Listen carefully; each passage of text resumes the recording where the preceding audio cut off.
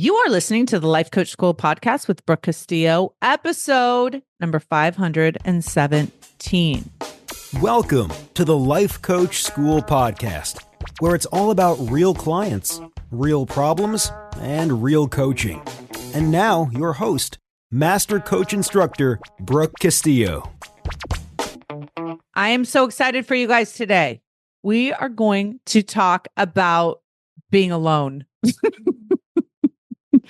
Alessia here from One Girl Travel, and we are going to talk about all the things One Girl Travel and traveling by yourself, but I specifically want to talk about how that works with being alone with yourself. So I asked her to come on. I haven't given her any preparation. We're just hitting it. We're just going to have a great conversation. I think it's going to be amazing.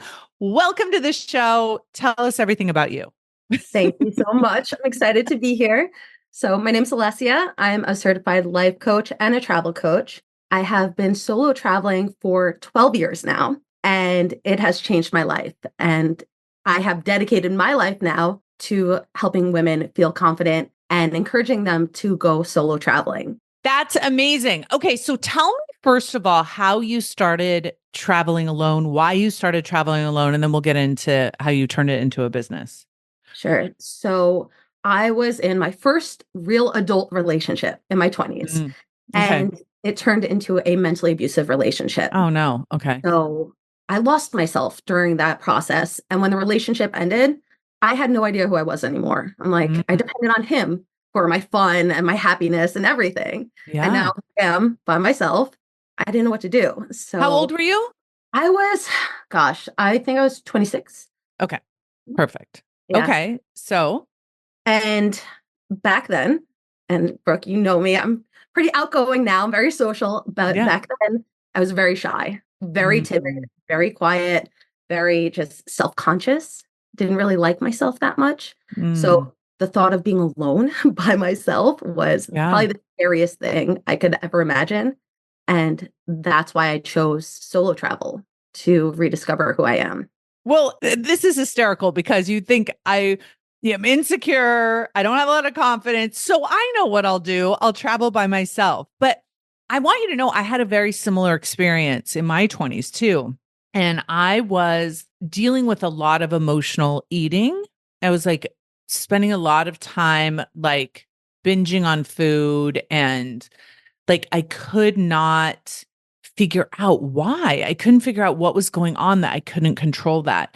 And what I realized is I had had a bad breakup too. And I was trying to deal with being alone. I was trying to deal with my own company, and I didn't know how. And so I was constantly escaping myself by eating all this food all the time.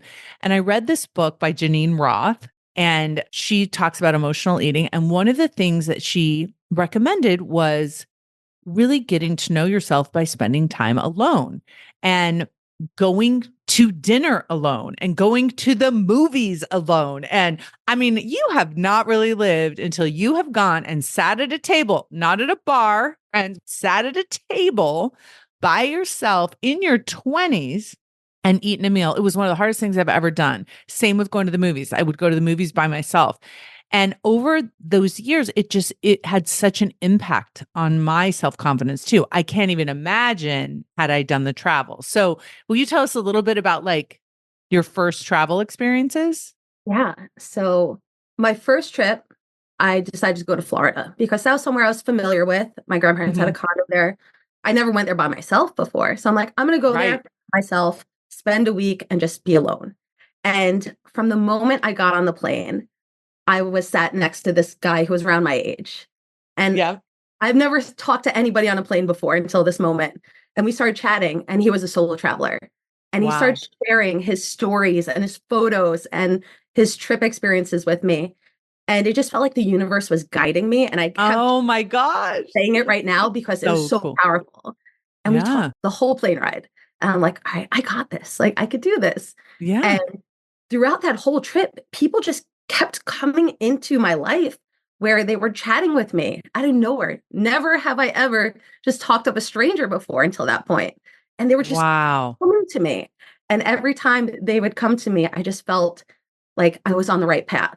And it was so powerful. And from there, I just realized I want to keep doing this. I want to see what else I'm capable of. Yes, that's so good. So I'm going to be kind of the peanut gallery and say out loud what I think people are thinking. And you probably know better than I do what people are thinking because you work with people like this. But I think a lot of people would say, as a woman traveling alone, I don't feel safe. I don't feel comfortable. I'm afraid I'll feel way too isolated and lonely. Yeah. And all of those are very true things. So Right. as far as safety goes, going to a different state is the same as your home state. Like Yeah. nothing changed. You have to be aware. You have to be Mm, smart, but you can't yeah. be scared to the point where you're not going to leave your house. Right. Right. So you just research and you're mindful, but don't let it overwhelm you. That's the biggest thing I tell my clients. Don't get Yeah. overwhelmed by fear. And then as far as loneliness goes, it's a learning process. I'm not going to say I Mm, wasn't lonely the first time I did it, or the second time, or the third time. But the more you do it, the more you get comfortable with your own company and you become your own best mm. friend. Yeah. So powerful. That's so great. I remember I went on a trip. I was married, my kids were younger, and I went on a trip. I don't know, I'm going to guess I was like 33. And I was so incredibly lonely. And I had like a lot of activities planned. Like I was going hiking, I was going to the spa, I had like meals planned, whatever. And I felt like, I don't know, I just felt like hollow inside being there without anything to distract me. And I remember thinking, oh, I just need to be around people. I just need to connect with people. And, even just going and getting a massage and like talking to other people, even strangers. And I realized that did not take away that feeling at all. And so I had like this like reckoning with myself. I'm like, if you're feeling empty and lonely, don't try to fill that up with something else. Try to understand what is going on because I in all through my 20s was trying to fill that up with food and trying to fill it up with people I was dating and all of that stuff. And so to be on my own and to see that, I just felt like it was really kind of a profound way to check in on myself by being alone like that. And so that had a huge impact on my life. But I think people are like, oh, solo travel. I'm going to have a reckoning with my own loneliness. That doesn't sound like any fun, but it's powerful. It can become like a self development experience, adventure. Yeah. That's exactly what it is because through solo travel, you're learning who you are. You're learning what you Yeah. like, what you dislike. A lot of women, especially, they don't take the time to really go inward and be like, I like this. I like eating Mm, time. I like doing this activity. Like it yeah. allows you to focus solely on yourself. So it's self-care also. Yeah. That's so interesting too. It's like, it's just me. So what time do I want to eat dinner? And where, if it's just me, where am I going to eat? And if it's just me, what am I going to eat? Exactly. And to see that maybe we don't know the answers to those questions if it's not reflected off of another person is pretty profound. Did you have that experience when you started traveling? Yeah, because I was so used to my routine. And now it's like, okay, I get to do whatever I want. Yeah. And I really thought of it as an experiment. Let me play Hmm. around with this. Let me see where I want to dine by myself. Let me see what time I want to go. Let me see what I want to Yeah. wear. So Yeah. What am I going to wear if it's I, just me? I would show up in gowns when I would cruise by I myself. love it. Full on gowns. I really I practiced being my future self. Like that was really like a tool for me. Yeah. But I just played with it and I learned what I liked and how I felt when I did those things. That's amazing. Okay. So you started doing this for yourself. It had a really positive impact on your life. At what point did you decide that maybe you would turn this into a business, become a coach around it? Yeah, so it was 2019. Actually, I was in Paris on Tanya Lee's trip to Paris, Yeah. actually. I was Yeah. with her, and I had this epiphany when I was there. And it just dawned upon me. I'm like, I'm meant to bring women traveling by themselves. I'm meant to show them Mm, the power of solo travel. And since that day, I declared it to a table of women that day. mm. The next day, started my social media. And the funny thing is, the name One Girl Travel, I had for years prior. I owned the domain Wow. and I owned the email address because Wow. I always knew I was going to do something. I didn't know what it was going to be, but I would Yeah. book trips using it and stuff. And as soon as I had that epiphany. I'm like, this one girl travel. Like, that's who I am. I grabbed the Instagram name and just, I haven't stopped since that day. So what is it that you do? What is it your business does? How does it help clients? Yeah. So I have a membership, the One Girl Travel Club. And so every month I teach a lesson, I have the workbooks, I do coaching, but basically it's to get women who are not comfortable doing things by themselves. And it's solo travel or going out to a meal by themselves. Just having that life where they don't have to depend on their friends or their loved ones to do it with them. I know I was sick of waiting around for people. So I want to make sure. Well, yeah, because it's like, oh, well, I don't want to go do that because I don't have anyone to do that with. Right. Exactly. Yeah. Exactly. And life passes you by and then you have these regrets.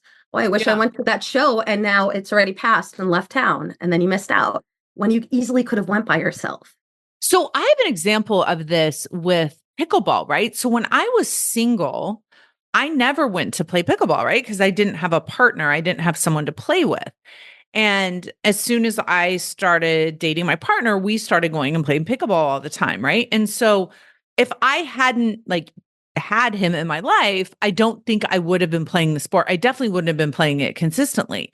And now I go play pickleball by myself all the time, right? And I go and it's how I meet new people and everything. And I think about that. I was like, how many people are waiting? Like, I don't want to travel until I have a partner and I don't want to go try a sport or I don't want to do this thing or go to this restaurant or whatever until I have someone. Or maybe you do have a partner and they're like, oh, I don't feel like it. I don't want to do that, right? You're not just working with people that are single, right? You're working with people that are in relationships, but just want to do stuff on their own. Talk a little bit about that.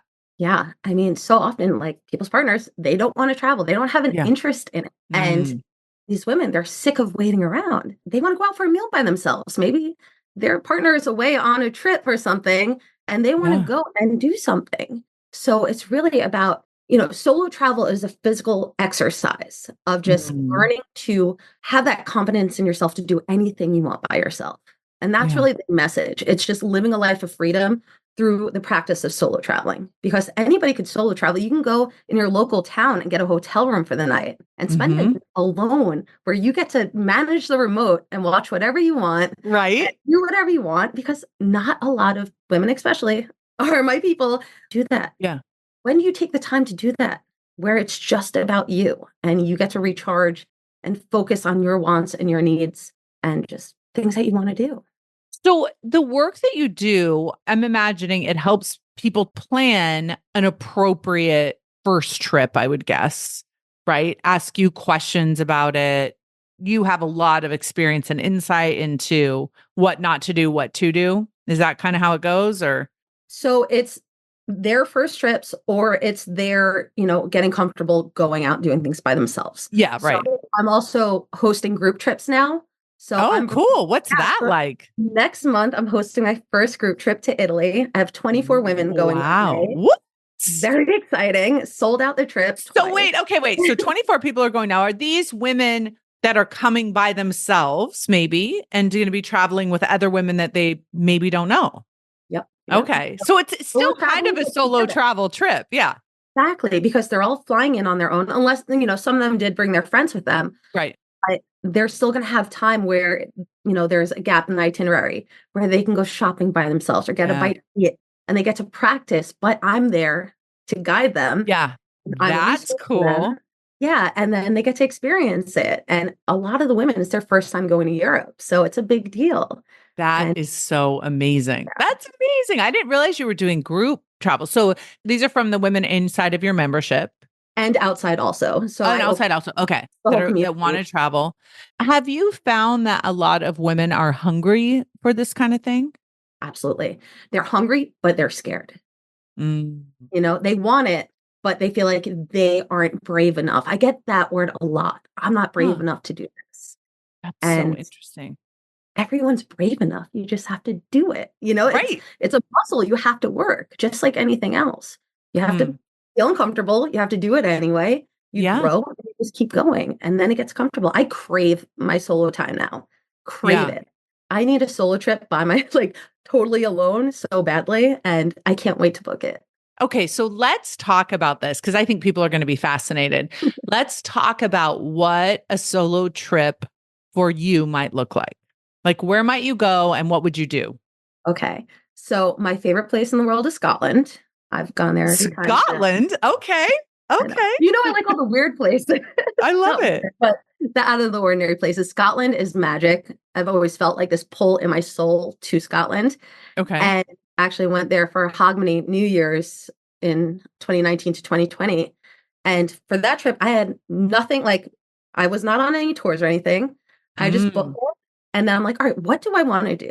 So I just got my flight and I got my hotel. And I'm like, what do I want to do? Because I can do anything. Wow. Get to do anything you want. So I booked tours. I booked like a fireworks show at the castle. I booked all these fun things because that's what I enjoy doing. So how do you do that? So you didn't plan anything once you got there. Do you work with the concierge? Do you go online? How do you manage? I've done it all by myself. I feel comfortable doing that. Yeah. If you're just starting out and you're not comfortable, I would definitely work with a travel concierge or, advisor, or do group trips. So you can join me on one of my trips, or you can join, bus trips, cruises. I love cruises. It's a great way to see the world. Yeah. There's so many options out there. So I would say once you're comfortable solo traveling, then you can do your own thing. But I would suggest going with a group of some sort in the beginning. Yeah, that's cool. I think that there's something to be said for not having a bunch of stuff planned. Because if one of the reasons why you're traveling alone is for the self-development, for the evolvement of you as a human, I do think the opportunities to get bored, the opportunities to be afraid, like you said, to go and like just walk around and explore by yourself. I think those are those opportunities that really give you the chance to get to know yourself versus if you're doing back to back to back to back, events, kind of distracting, touristy type of things. I absolutely agree. I always recommend leaving room for just organic happenings. Whatever happens, you might meet, you never know. And those are usually the most fun things that happen. But also to the point of when you are booking like group stuff, it's also pushing yourself outside your comfort zone if you're not comfortable talking to people. So if you're not comfortable talking to new people, that's where you need to be, because at least you all have a common interest. You're all there for the same reason. Yeah. Then you can practice. Hey, what'd you like about this? What else are you doing on your trip? Right. So it's kind of like, you get to meet people, but you're also by yourself. So I recently went to pickleball camp. Love that. As an adult, right? It was in Turks and Caicos, and it was very much like that, right? So I'm not a huge fan of like small talk, like going to a party and just being, oh, hey, what do you do? Or, meeting someone at a bar, because you're sitting at the bar, just talking, what do you do? But going to pickleball camp, I was talking to everyone about pickleball, right? And then, of course, it leads to different conversations afterwards. You get to know people, and we met a lot of cool people. But having that one common kind of theme, I think, is really helpful and something to focus on. But again, you don't want it to be too structured that there's not an opportunity for you to kind of be uncomfortable and be in those moments. I don't know. I'm always saying that I think the people that evolve the most are the one that seek out opportunities to be uncomfortable. So, okay, but back to Scotland. Why is it your favorite? It's magic there. It's really. So that's actually where a lot of the Harry Potter like scenes and people came from. So J.K. Rowling wrote in Scotland, and so that's why it really is magic when you're there. It's something like, I live in New York and it's beautiful, but there's so much history. And then you go to the Highlands and you see these mountains and it's silent and it's beautiful. You can feel it in the air. Like it just has this magic about it. I don't know how better to describe it. That's awesome. The castles and all the things. There's castles. Who doesn't want to go see a castle? So when you went to Scotland by yourself, how long did you stay? So the first time I was there for probably 9 days.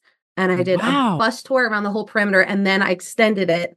So this is where the comfort and then the discomfort comes in. Yeah. So I booked a bus tour. So it was, more comfortable with people, did a whole tour. And then I extended my trip by a few days and stayed in the city by myself. Wow. And that was where it's like, okay, now I'm alone. There's no one else here I know. There's no activity. Yeah. Exactly. And that was, I like the combination, especially if you're going somewhere you've never been before, you don't know, what to see. Because, for me, I love seeing new places, but I don't like doing touristy activities. I don't like going on a tour. But I feel like maybe you could give me some advice here. I feel like I don't want to go on a tour, but I also want to make sure I don't miss something I should definitely see at something. So when you plan a trip, how do you decide where you're going to go and what you're going to do? So social media, love social media, and I Okay. look for all the things that really appeal to me because I'm not traditional when I travel. Like when I was in Paris, I did a motorcycle sidecar tour. I went to a What? Jimmy Buffett concert, like And a what concert? Jimmy Buffett concert. In Yeah. So Paris? yeah, in Paris. Love it. Yeah. So I'm not doing, Amazing. these average things, but Yeah. I'm doing what is like true to me and what Yeah. I want to get out of the experience. So definitely stay true to yourself. If somebody else gives you this itinerary, oh, you have to go to the Louvre, you have to do this, you Yeah. don't have to do anything. That's the beauty Right. of it. You get to do what you want to do. Yeah. And We went to Florence. They were like, you have to go see the David, right? You have to. And I just really didn't want to. Like I'd seen a lot of pictures. I was like, I'm good. I knew there was going to be a line. I just didn't go. And I didn't regret it at all. You know what I mean? So, but it's like, I feel like when I was in Rome, I went and saw the Vatican, but I was not inspired to go back to the Vatican when I went back there. But I was obsessed with the Colosseum, right? And so I wanted to go back there again. So I love that you're saying that. It's like, just because everybody goes to a certain place and says that it's amazing doesn't mean if you don't feel like going there, there is absolutely no obligation. And I also want to say, I'm curious what you think about this. Sometimes when I travel, like I spend the whole morning like out walking, going places, looking at everything. And then I just come home and I usually stay at a really nice hotel and I just chill in the hotel. I don't feel guilty at all. I love it. Yeah. Even if I'm watching TV, y'all. To me, if you ask, like, what do you really want to do? I want to spend half the day doing that and the other half just totally, maybe sitting by the pool, relaxing, whatever, not feeling like, oh my God, we got to go here and we got to go here and we got to see this. Yeah, that's great. Same. I like to do all You're the that. same. I'd rather do it in the day, enjoy myself. At night, I'm taking a bath. I'm relaxing. I'll go out to a nice dinner and then everything comes off. I relax and I just take in the day. I reflect. So that goes into being alone with your thoughts when you're alone at night with your thoughts. And then that's where, the work really comes into play.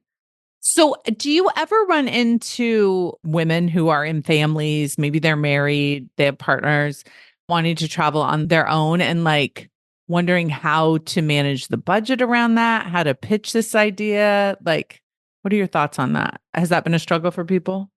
Yeah. And I think the guilt also plays a big role. The guilt of spending money on themselves, Yes. taking a trip without their partner or children. Yeah. That's a big one. Yeah. And that's why I remind them, like, you are going for you. You're going Right. to recharge yourself. And when you come back, you are going to be a better version of yourself. So you That's can serve so others. true. That's so true. Yeah. One of my favorite quotes is from Abraham. It says, one of the best gifts you have to give your children is your own happiness. And I do think that you can go travel on your own and share, the experience with them when you come back and let them understand, like, it's really important for me to do these things. Really, I will share them with you. And then obviously most people, when they go on vacation, and for many people, it's probably budget. But I mean, I love what you just said. Like, you don't have to go to Scotland for 10 days. You can go to the state next door for 2. Or even go in your own city to a hotel and just spend the day by yourself. Like you can still get the benefit of that recharging. And I think the most significant thing for me about travel is I feel like when I go on a trip, I can look back at my life with a new perspective.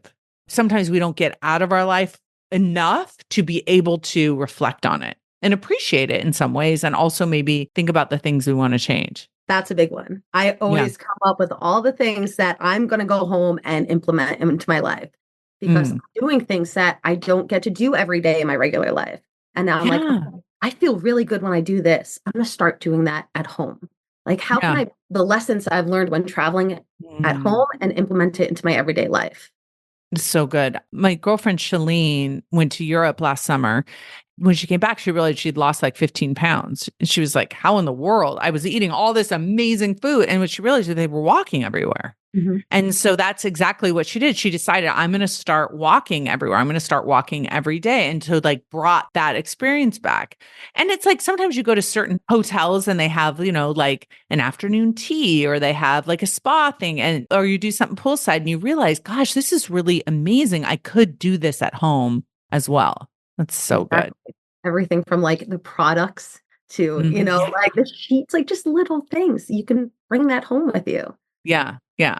Okay. What have I not asked you? What do you want everyone to know about traveling by themselves, traveling in groups by themselves? You know what we mean by that. What else? So I would say that the biggest benefit that solo travel has taught me was self-love.